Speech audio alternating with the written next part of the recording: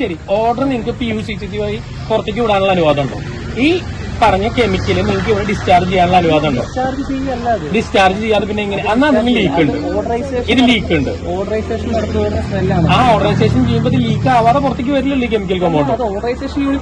അത് ഓർഡർ ആണെന്നുള്ളത് പ്രൂവ് ചെയ്യാനുള്ള എന്ത് സിസ്റ്റമാണ് നിങ്ങളുടെ കയ്യിലുള്ളത്? ഞങ്ങൾക്കൊന്ന് കാണണം.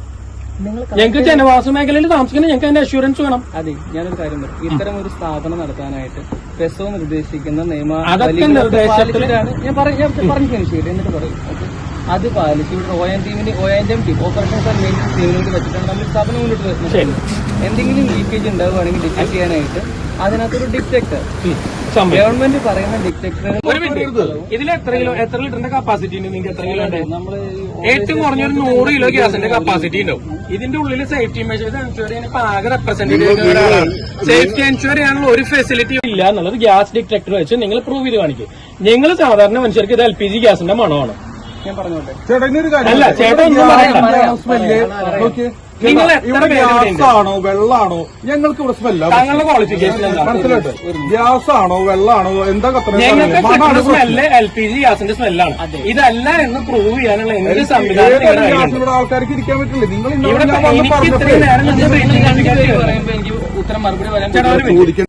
ഞാൻ ചോദിക്കുന്നത് ഇത് പ്രൂവ് ചെയ്യാൻ നിങ്ങളുടെ അതിൽ എന്ത് മെഷീനാണ് ഇവിടെ നിലവിലുള്ളത്? എമർജൻസി എന്ത് സിസ്റ്റമാണ് നിങ്ങളുടെ ഹാൻഡിൽ ചെയ്യാനുള്ളത്? ഞാൻ പറഞ്ഞോട്ടെ. എമർജൻസി ഇവിടെ എന്തെങ്കിലും ലീക്ക് ഉണ്ടായി കഴിഞ്ഞാൽ ഡിറ്റക്ട് ചെയ്യാനായിട്ടും മലാം തരാനായിട്ടും അകത്ത് തന്നെ ഇൻബിൽഡ് ആയിട്ട് ശരി ഡിറ്റക്ടർ ഉണ്ട്. എന്നിട്ടും ഇത്രയും ഈ കെമിക്കൽ കോമ്പൗണ്ട് ഡിസ്ചാർജ് ചെയ്തിട്ട് നിങ്ങൾക്ക് എല്ലാമില്ല, ഗ്യാസ് ലീക്കേജ് അല്ല. ഞാൻ ചോദിക്കുന്നത് ഈ കെമിക്കൽ കോമ്പൗണ്ട് നല്ലതാണോ ചീത്തയാണോ?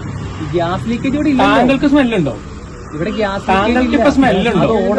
നല്ല രീതിയിൽ ഗ്യാസിന്റെ സ്മെല്ല് സാധാരണ മനുഷ്യർ ഞങ്ങൾക്ക് വരുന്നുണ്ട്. വാട്ട് എവർ ഇറ്റ് ഈസ്, ഇത് നോർമൽ ഓക്സിജനോ കാർബൺ ഡൈ ഓക്സൈഡോ അല്ല.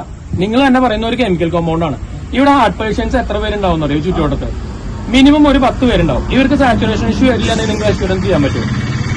എനിക്ക് ഇവിടെ ഡിഫിക്കൽട്ടി ഫീൽ ചെയ്യുന്നുണ്ട്, പെയിൻ വന്നു തുടങ്ങി. ഹാർട്ട് പേഷ്യൻസിന്റെ സാച്ചുറേഷൻ ഇഷ്യൂ 100% ഉറപ്പാണ്. ഇവിടെ നഴ്സിംഗ് കഴിഞ്ഞ ഒരാളുണ്ട്, ഇവിടെ അവനെ വിളിച്ചേ. ഈ കെമിക്കൽ കോമ്പൗണ്ടിന്റെ കോംപ്ലിക്കേഷൻസ് എന്തൊക്കെയാന്ന് വെച്ച് കഴിഞ്ഞാൽ ഡെഫിനറ്റ്ലി സാച്ചുറേഷൻ ഇഷ്യൂ ഉണ്ടാവും. ഇപ്പൊ മഞ്ഞാണ് കാലാവസ്ഥ, മേലേക്ക് പോകുന്ന ഗ്യാസ് മേലേക്ക് പോകുന്നില്ല, താഴെ നിൽക്കുകയാണ്. ഡൽഹിയിൽ എങ്ങനെയാ സ്മോഗാണ് ഉണ്ടാവുന്നത്, അത് കൂട്ട് തന്നെ ഈ ഗ്യാസ് മേലേക്ക് പോകുന്നില്ല. ഇവര് പറയുന്നു ഈ സാധനം ഇതിന്റെ ഒരു ഓർഡർ മാത്രമാണ്, സ്മെല്ല് മാത്രമാണ്. എന്ത് തന്നെയാണെങ്കിലും ഇത് നല്ലതല്ല. ഇത്രയും നേരം ആകുമ്പോൾ എനിക്ക് ത്രോട്ട് ഡ്രൈ ആയി തുടങ്ങി. സ്ഥിരമുള്ള ആൾക്കാർക്ക് അത് കുറേശ്ശെ അതിനെ അഡോപ്റ്റ് ചെയ്യും. പയ്യെ ഇതിന്റെ ഉള്ളിലുള്ള ലങ്സ് അങ്ങോട്ട് പോയി കിട്ടും. ഹാർട്ട് പേഷ്യൻസിന് എന്തായാലും ഏറ്റവും കുറഞ്ഞത് 3 മാസത്തിന്റെ 6 മാസത്തിന്റെ ഇടയ്ക്ക് ബുദ്ധിമുട്ട് കാണിച്ചു തുടങ്ങും. സിവിയർ ആയിട്ടുള്ള സാധനം 11 മണിക്ക് വണ്ടികൾ പാസ് ചെയ്യുമ്പോൾ ഈ സ്മെല്ല് അറിയുന്നില്ല. പകല് യഥാർത്ഥത്തിൽ സ്മെല്ലുണ്ട്. നമ്മുടെ മറ്റേ ഈ തുരങ്കത്തിന്റെ ഉള്ളിൽ ഫാൻ വെച്ച പോലെ വണ്ടികളുടെ എണ്ണം കുറയുമ്പോഴാണ് ഈ ഗ്യാസ് വരുന്നത്. ബൈക്കിന്റെ മുകളിൽ ഹെൽമെറ്റ് ഇട്ട് പോയി എനിക്ക് സ്മെല്ല് കിട്ടി. ഇതിന്റെ റിസ്ക് എലമെന്റ്സ് അറിയണോണ്ട് ഞാൻ വണ്ടി നിർത്തി 100 മീറ്റർ അപ്പുറത്ത് നിന്നിട്ട് ഫയർഫോഴ്സിനെ വിളിച്ച് KCB ഓഫീസിൽ. ഈ നേരെ കാണുന്ന വീടിന്റെ ഉള്ളിൽ ഫ്ലെയിം ചെയ്ത് കഴിഞ്ഞാൽ 99% നമ്മുടെ നോളജ് വെച്ച് നമുക്ക് കിട്ടുന്ന മണം ഗ്യാസിന്റെയാണ്. ചേട്ടനിൽ ഇവർക്ക് എല്ലാവർക്കും കിട്ടുന്നത്. അതിന്റെ ഉള്ളിൽ തീ എത്തിച്ചു കഴിഞ്ഞാൽ അത് പൊട്ടിത്തെറിക്കും. ഞങ്ങൾക്ക് ഇതിനെ പറ്റി കൂടുതൽ അറിയില്ല സാധാരണക്കാർക്ക്. എന്താണെന്ന് പറഞ്ഞു സ്മെല്ല് പുറത്തേക്ക് വരാൻ പാടില്ല. ഈ സാധനം ഫോൺ വിളിച്ചത് കാര്യം ചെയ്യേണ്ടത്. അതിനൊരു കാര്യം കൂടി ഫയർഫോഴ്സ് ഉറപ്പെടുത്തുന്നത് നിങ്ങളാണ് KCB ഓഫ് ചെയ്തിരിക്കുന്നത്. ഞാനാണ് KCB പറഞ്ഞിരിക്കുന്നത്.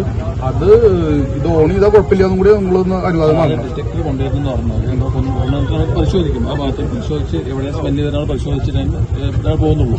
പക്ഷേ ഇപ്പൊ ഞങ്ങൾക്ക് 3 പേരെ നമുക്ക് അപ്പം വേണം നമ്മൾ കിച്ചണിലെ ഗ്യാസ് വിചാരിച്ച് ഓഫ് ചെയ്താവും. വീണ്ടും ചെക്ക് ചെയ്യുമ്പോ അവിടുത്തെ എല്ലാം ഇവിടുന്ന് വരുന്ന മണമാണ്. എപ്പോഴും ഉണ്ട്, എല്ലാ ടൈമും ഉണ്ട്. ഉമ്മത്തിരിക്കാൻ പറ്റില്ല, നമ്മൾ വാതിലടിച്ചിടിരിക്കുക ചെയ്യാം. ഇപ്പൊ എന്റെ വീട്ടിലെ അമ്മയ്ക്കൊക്കെ സർജറി കഴിഞ്ഞ ഹാർട്ട് പേഷ്യന്റ് ആണ്. അപ്പുറത്ത് വയസ്സായ അച്ഛമ്മയുണ്ട്, അവർക്കൊക്കെ ഇത് തന്നെയാണ്. പിന്നെ ഹാർട്ട് പേഷ്യൻസിന്റെ കാര്യം പിന്നെ പറയണ്ട. ബാക്കി കമ്പയർ ചെയ്യുമ്പോൾ അവർക്ക് ഇന്ന് ഇഷ്യൂസാണ്. അലർജിക്കാരുടെ കാര്യം അതെ. ജനൽ തുറക്കാൻ പറ്റില്ല, ഡോർ തുറക്കാൻ പറ്റില്ല. ഡോർ തുറക്കുക അപ്പൊ തന്നെ അടയ്ക്കുക എന്നുള്ളതാണ് മണം. അല്ലാതെ ഈ ഒരു പർട്ടിക്കുലർ ടൈം മാത്രമല്ല, എപ്പോഴുള്ള 24/7 നല്ല രീതിയിൽ സ്മെല്ലുള്ളത് തന്നെയാണ്. പരിസരത്തെ ജനങ്ങളുടെ ആശങ്ക അടിയന്തരമായിട്ട് പരിഹരിക്കും വേണം. ഇത് മുനിസിപ്പൽ ഏരിയയിലാണെങ്കിൽ ആണ് സ്ഥിതി ചെയ്യുന്നതെങ്കിലും ചുവന്നൂർ ഗ്രാമപഞ്ചായത്തിലെ നിവാസികൾക്കാണ് കൂടുതൽ ഇതിൽ ബുദ്ധിമുട്ട് വരുന്നത്.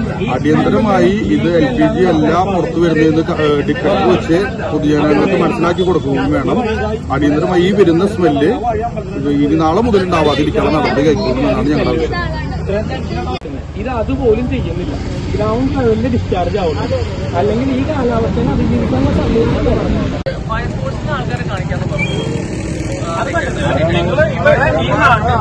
നാട്ടുവാർത്തകളുമായി സർക്കിൾ ലൈവ് ന്യൂസ്.